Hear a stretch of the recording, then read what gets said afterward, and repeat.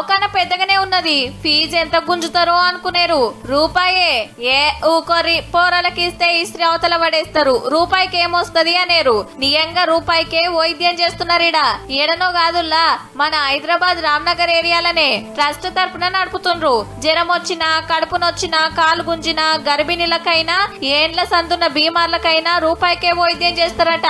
అది కూడా దవాఖానోళ్ళు తీసుకోరు, కౌంటర్లో పెట్టిన గీ గల్లెలెయ్యాలి. అంతకంటే ఎక్కువ ఇస్తామంటే మీ ఇష్టం. 18 మంది డాక్టర్లు ఉన్నారట.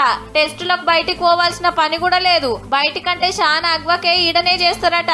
ఆశ్రమం ఉంటేనే పరీక్షలు రాస్తారట. తక్కువ ఖర్చుతో తగ్గిపోతట్టు మందులు ఇస్తారట. ఈ టైప్ హాస్పిటల్ హైదరాబాద్ లో మేము ఎక్కడ చూడలేదు. ₹1 కన్సల్టెంట్ అనేది అన్ని సేవా కార్యక్రమాలు ఉంది. టెస్ట్లకు కూడా 50% కన్సెషన్ అంటే బయట ఎక్కడ చూడ కూడా రేట్లు విపరీతంగా ఉంటాయి. రోజుకు 200కి వెళ్ళి 300 మంది పేషెంట్లు వస్తున్నారట. దవాఖాన్ల షరీక్ అయితే బెడ్ ఛార్జీలు కూడా ఫ్రీనే.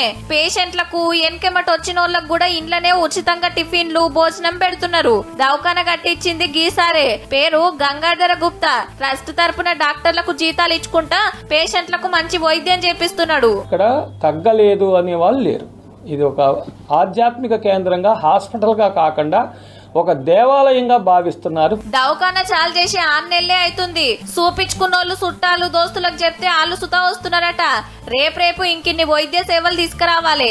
ఇంకింత మంది పేదలకు వైద్యం చేపియాలని చూస్తున్నారు. పెద్ద పెద్ద బిల్డింగ్లు కట్టి వేలు లక్షలు గుంజే కాలంలా రూపాయి వైద్యం చేస్తున్నాడంటే మస్తు గ్రేట్ కదా.